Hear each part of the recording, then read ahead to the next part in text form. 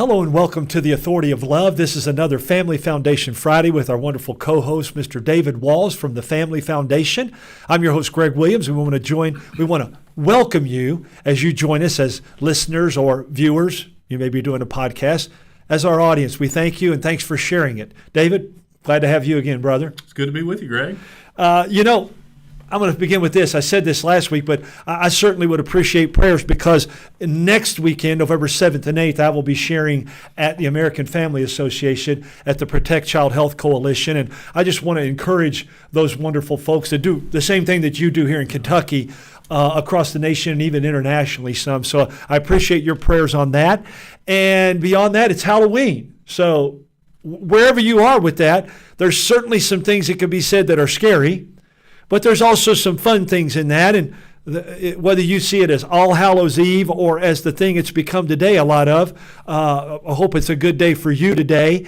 And we have, in line with that, an encouraging report to share as well as a scary one. So an expose that we're going to talk about on today's program. So David, with that said, let's start with the encouragement. Yeah, it's always good to start with the good news. We want to end with it too, but yeah. Well, that's right. We do have good news to share at all times. Yeah.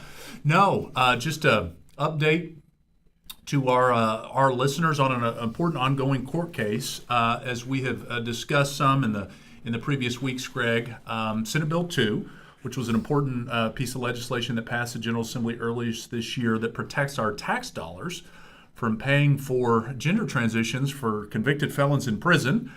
And again, that legislation was needed because of actions that our Governor Andrew Beshear, was taking, trying to seek to force our tax dollars to have to pay for that, if you can believe it. There was a lawsuit that was filed by the ACLU challenging that law on behalf of actually a convicted murderer in prison who identifies as transgender. Again, this is kind of a scary story and background. But a good outcome at this point, a good right? outcome up to this point. Yeah. There had already been an initial legal victory. A federal judge had rejected the ACLU's request to put that law on hold, and now they had appealed that to the Sixth Circuit, which is our intermediary court, important court.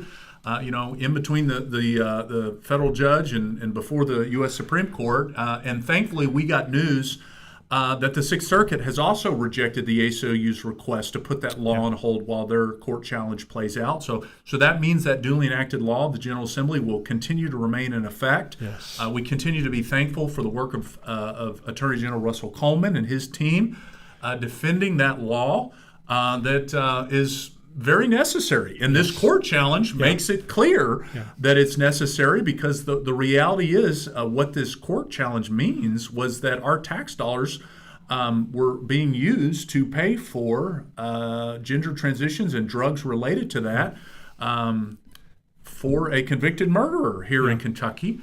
And won't go into all those details again.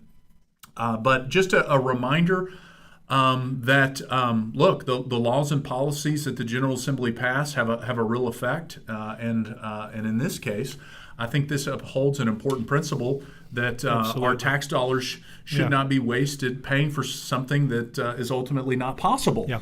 Well, let me add to that, David, because you and I both know that once those dominoes start to fall, they want to expand it. Yeah. So not only is it a bad decision up front to try and change somebody in a way that they could never truly be changed, no matter how they look, that's a bad thing to start with, but ultimately they use those as a slippery slope to move into other areas, even into children. Yeah. And they'll say, no, but we've already seen that in Obergefell and many things that have come from that. So that's a very good report coming out of the Sixth Circuit Court of Appeals. Yes.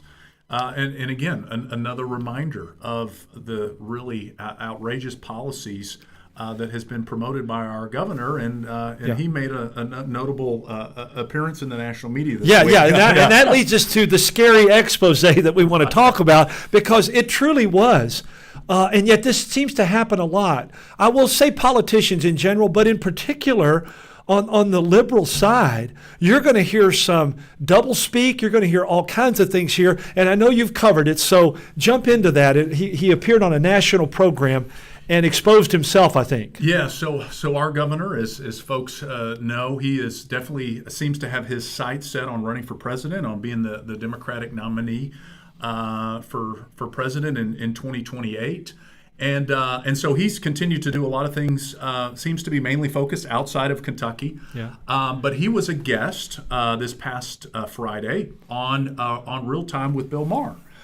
Which is, look, we fundamentally disagree with Bill Maher on just about everything. Yeah. But I will say he's been pretty objective he's lately. He's an avowed atheist. Yeah. We know, but he has been at least somewhat of an intellectually honest man of the left. Yeah.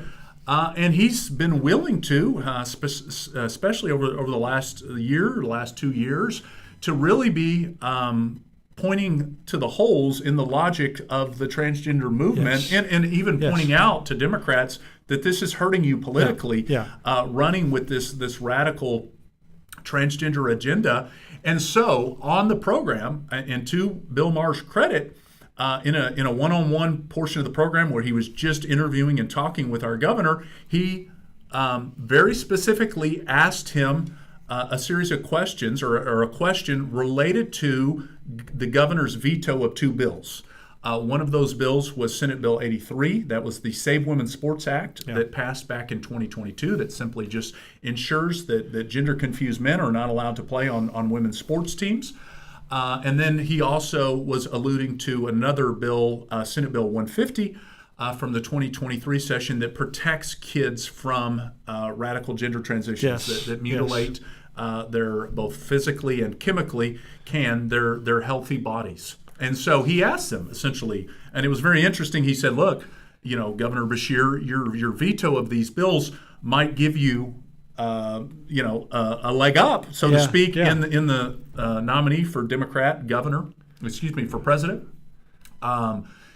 But where do you stand on these issues? What was your thinking in vetoing these bills?" And so, in response to that, there was about a minute and a 90-second exchange, and our governor, there's no other way to say it, promoted a number of deceptions and outright lies on his position, view, and what these bills actually do. And you have graciously, and I do mean that, you've graciously pointed out, I think you found 7 of them in that 90-second or so.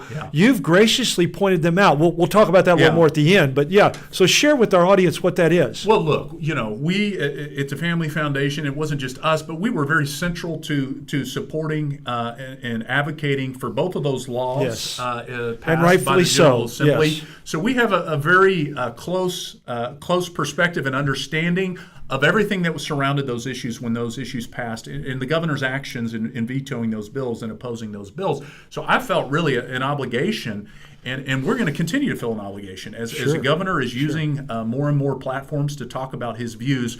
We want to make sure the truth gets out, because the truth is our governor has been a radical proponent of the LGBT agenda, the LGBT lobby, and willing to do so in ways that I would say sacrifice women's sports. Yes. And sacrifice the health and safety of Kentucky children. And I would go a little further. The Family Foundation takes a biblical worldview on marriage, family, parenting, and children. So you have a vested interest in this. Oh, absolutely. And we all do, really. Yes. So as this conversation continues to happen all over the country, we want to be able to bring truth and clarity into that. So again, as Greg said, I recorded a video. It's about 10 minutes long, where I probably could have found more than just 7 deceptions, but kind of 7 major deceptions. Folks can go to our website or our social media channels to see the full video. But he starts out, Greg, by saying that these bills were mean and unnecessary. And so I think one of the most important things to just say at the outset is the exact opposite is true. Yes, it is. In fact, Governor Beshear's position, the LGBT lobby's position, is what is mean here. It is mean to force girls and women to have to compete against men, to have their and to be exposed in locker rooms and bathrooms and all that goes with it. Absolutely. Yes, that is what's mean.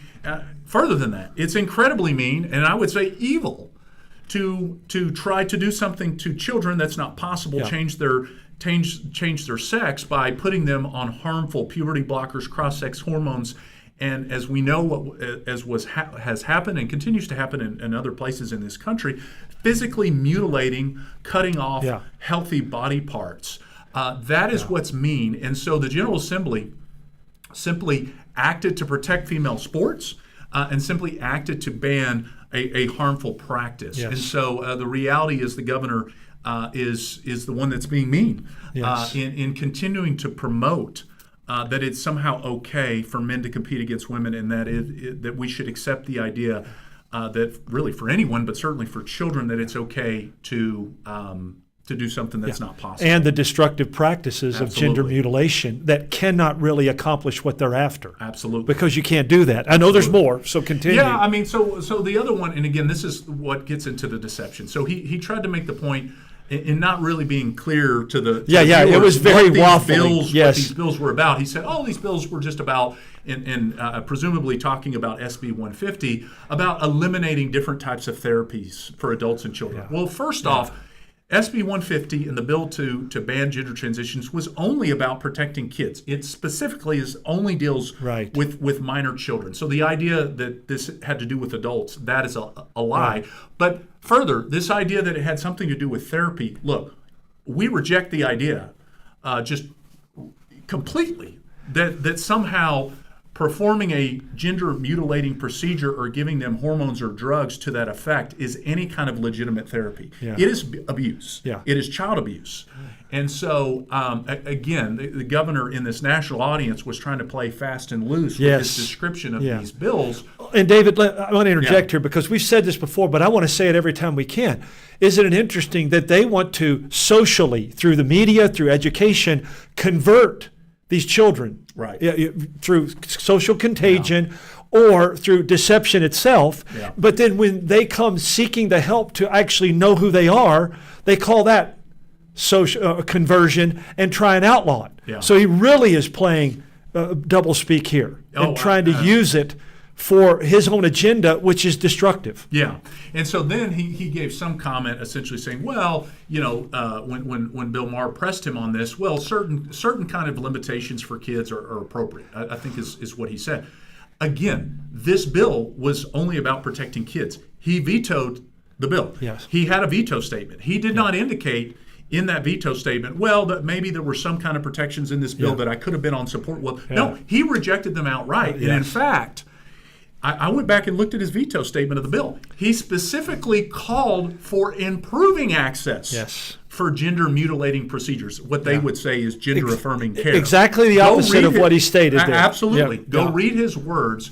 And so, again, that's just 3 of them, David. That's just 3. If you'd like to see the other 4, again, you can go to our website and go to our social media channels on Facebook and YouTube to see the full video. But look, Greg, and you know this, part of what we're called to do in the Family Foundation is to bring truth and clarity into the public square. Yes. And look, I don't sit around all day going, hey, how can we call out Governor Beshear today? No, he makes it pretty easy, though.